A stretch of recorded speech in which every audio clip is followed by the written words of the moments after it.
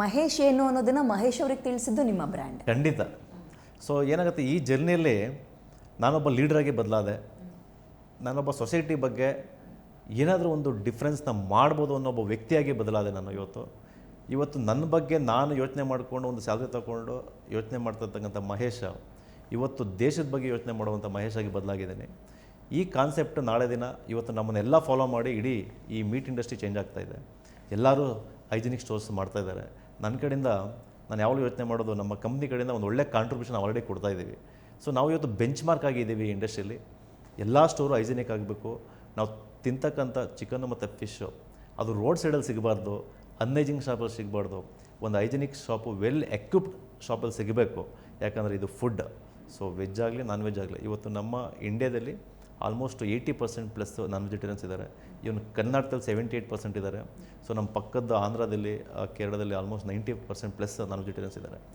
So ಈ food ಬಂದು ಒಂದು ಹೈಜಿನಿಕ್ ಶಾಪಲ್ಲಿ ಸಿಗಬೇಕು ಅನ್ನೋ ಕಾನ್ಸೆಪ್ಟನ್ನು ನಾವು ಅವತ್ತು ಸ್ಟಾರ್ಟ್ ಮಾಡಿದ್ದಕ್ಕೆ ಇವತ್ತು ನಾವೇ ಬೆಂಚ್ ಮಾರ್ಕ್ ಆಗಿದ್ದೀವಿ. ಇವತ್ತು ಯಾರೇ ಬಂದರೂ ಕೂಡ ನಮ್ಮನ್ನು ನೋಡ್ಕೊಂಡು ಮಾಡ್ತಾ ಇದ್ದಾರೆ. ಹೊರಗಿನ ಜನ ಬಿಸ್ನೆಸ್ ಮನ್ಗಳನ್ನು ನೋಡೋ ರೀತಿ ಹೆಂಗೆ ಅಂದರೆ, ಅವ್ರಿಗೇನು ಬಿಡಪ್ಪ, ಕೋಟ್ಯಾಂತರ ರೂಪಾಯಿ ಅರ್ನಿಂಗ್ ಇರುತ್ತೆ, 100 ಜನಕ್ಕೆ ಕೆಲಸ ಕೊಡ್ತಾರೆ, ತುಂಬ ಬಿಂದಾಸ್ ಲೈಫ್ ಅಂತ.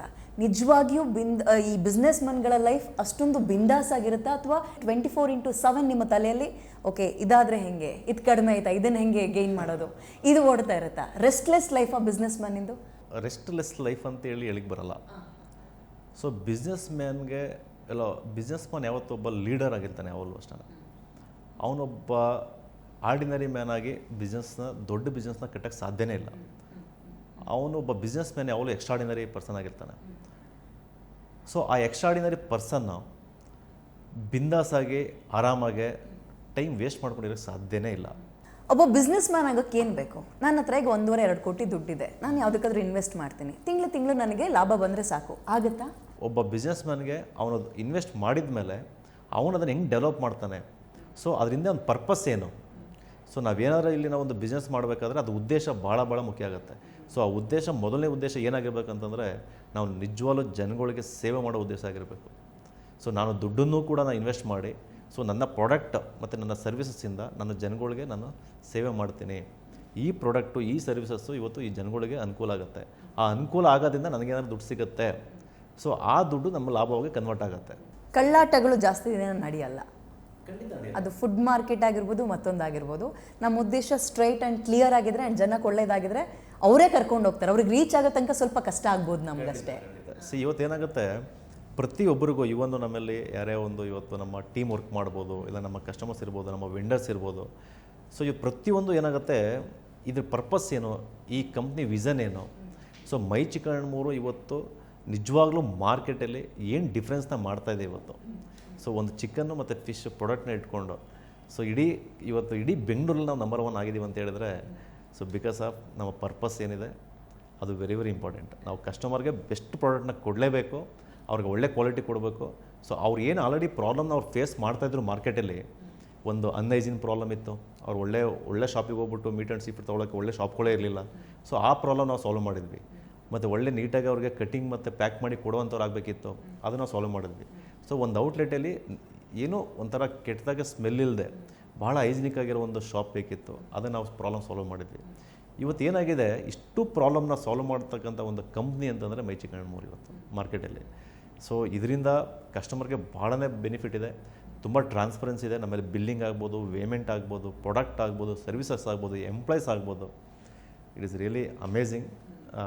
ಕಸ್ಟಮರ್ಗೆ ಭಾಳನೇ ಉಪಯೋಗ ಇದೆ. ಈಗ ಮಹೇಶ್ ಅವ್ರನ್ನ ಈ ಸೀಟಲ್ಲಿ ನಾವು ನೋಡ್ತಾ ಇದ್ದೀವಿ ಒಬ್ಬ ಲೀಡರ್ ಆಗಿ ಅಂತ ಅಂದರೆ, ನಿಮ್ಮ ಇಷ್ಟು ವರ್ಷಗಳ ಜರ್ನಿ ಹೀಗೆ ಪೀಕಲ್ಲೇ ಇರಲ್ಲ, ಅಪ್ ಆ್ಯಂಡ್ ಡೌನ್ಸ್ ಇರುತ್ತೆ. ಕೆಲವೊಂದು ಸಲ ಮಾರ್ಕೆಟಿಂಗಲ್ಲಿ ಏನಾದರೂ ಪ್ರಾಬ್ಲಮ್ ಆದರೆ, ಅಥವಾ ನಿಮ್ಮ ಹತ್ರ ಇರೋ ಕೆಲಸಗಾರ ಏನಾದರೂ ಪ್ರಾಬ್ಲಮ್ ಮಾಡಿಕೊಂಡ್ರೆ, ಅದನ್ನೆಲ್ಲ ಹೆಂಗೆ ಸಾಲ್ವ್ ಮಾಡ್ಕೊಳ್ತಾ ಇದ್ರಿ?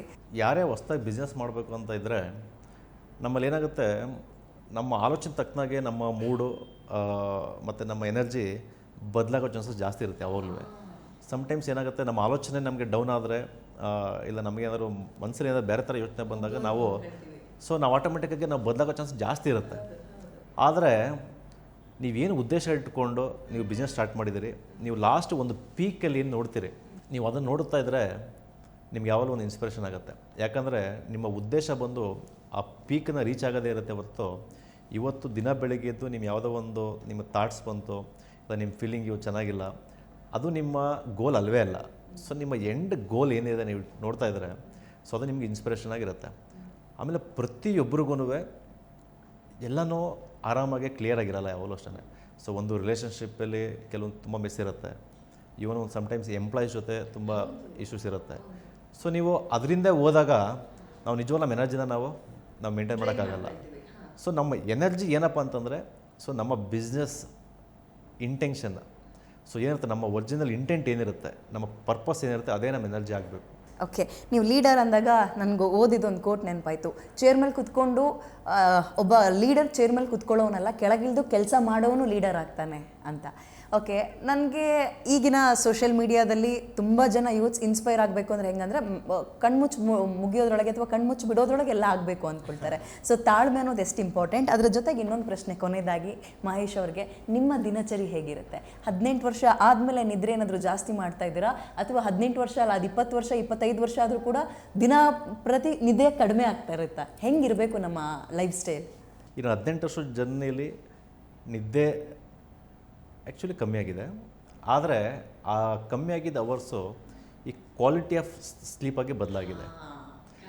ಸೊ ನಾವು ಎಷ್ಟು ಅವರ್ ನಿದ್ದೆ ಮಾಡ್ತೀವಿ ಅನ್ನೋದು ಮುಖ್ಯ ಅಲ್ಲ, ಎಷ್ಟು ಅವರ್ ನೆಮ್ಮದಿಯಾಗಿ ನಿದ್ದೆ ಮಾಡ್ತೀವಿ ಅನ್ನೋದು ಕ್ವಾಲಿಟಿ ಸ್ಲೀಪ್ ಅಂತಾರೆ ಅದನ್ನು. ಸೊ ಕ್ವಾಲಿಟಿ ಸ್ಲೀಪ್ ಎಷ್ಟು ಅವರ್ ಮಾಡ್ತೀವಿ ಅನ್ನೋದು ಮುಖ್ಯ ಆಗಿದೆ.